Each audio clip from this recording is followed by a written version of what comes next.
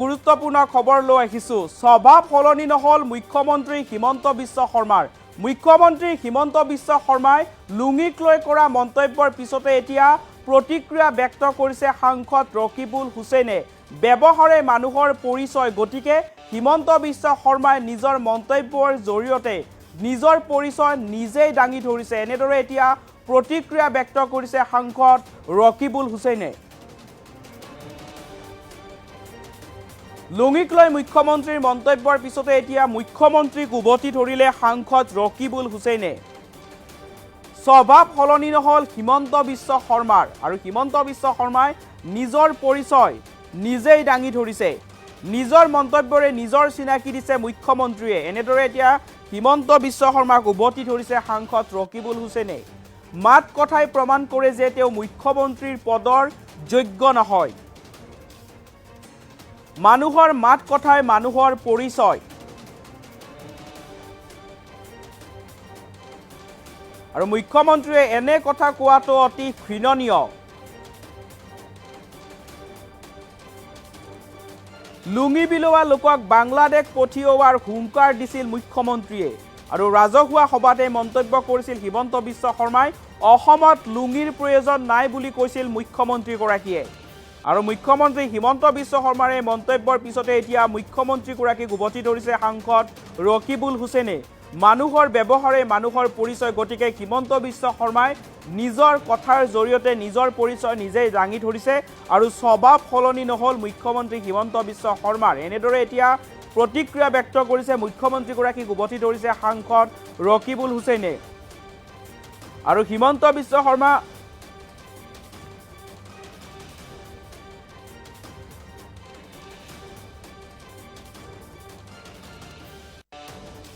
আৰু মাত কথাই প্ৰমাণ কৰে যে মুখ্যমন্ত্ৰী হিমন্ত বিশ্ব শৰ্মাই মুখ্যমন্ত্ৰীৰ চকীত বহি থকাৰ যোগ্য নহয়। আৰু মুখ্যমন্ত্ৰীয়ে এনে কথা কোৱাটো অতি ঘৃণনীয়। এনেদৰে হিমন্ত বিশ্ব শৰ্মাক এতিয়া উভতি ধৰিছে সাংসদ ৰকিবুল হুছেইনে।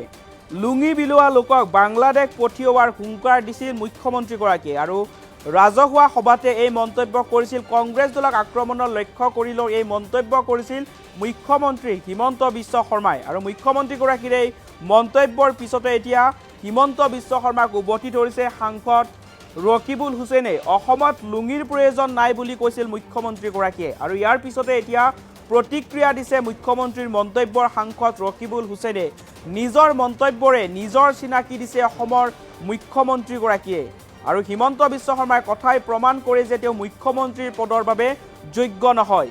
কি মন্তব্য কৰিছিল হিমন্ত বিশ্ব শৰ্মাৰ মন্তব্যৰ প্ৰতিক্ৰিয়া ব্যক্ত কৰি ৰকিবুল হুছেইনে মন্তব্য আগবঢ়াব লৈছো।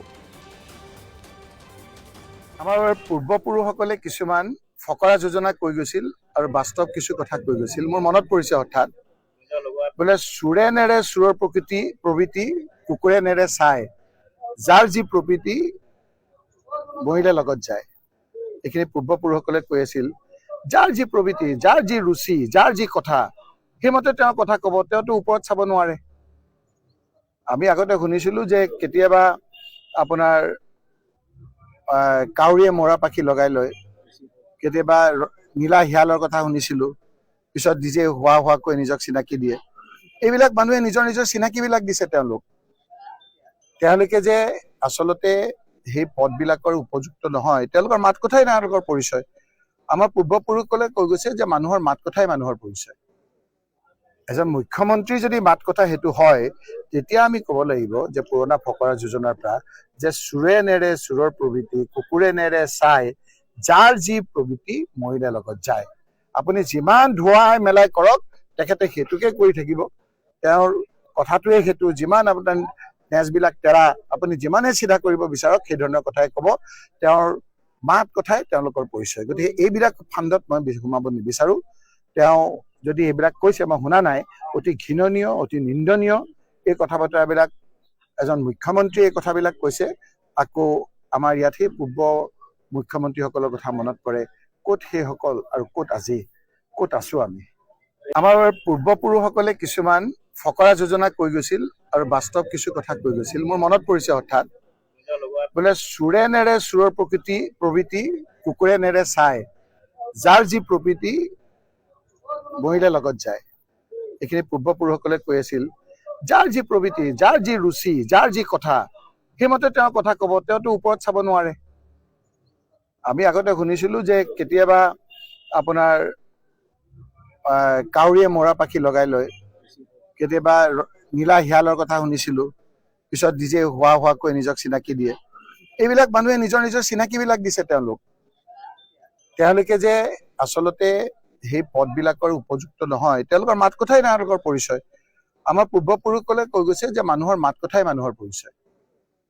এজন মুখ্যমন্ত্ৰী যদি মাত কথা সেইটো হয়, তেতিয়া আমি ক'ব লাগিব যে পুৰণা ফকৰা যোজনাৰ পৰা যে চোৰে নেৰে চোৰৰ প্ৰবৃত্তি, কুকুৰে নেৰে চাই, যাৰ যি প্ৰবৃত্তি মৰিলে লগত যায়।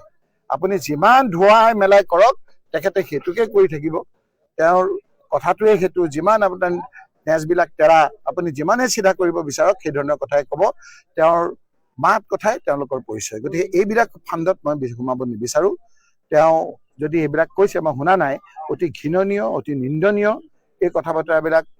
এজন মুখ্যমন্ত্ৰীয়ে এই কথাবিলাক কৈছে, আকৌ আমাৰ ইয়াত সেই পূৰ্ব মুখ্যমন্ত্ৰীসকলৰ কথা মনত পৰে। ক'ত সেইসকল আৰু ক'ত আজি, ক'ত আছো আমি? আমাৰ পূৰ্বপুৰুষসকলে কিছুমান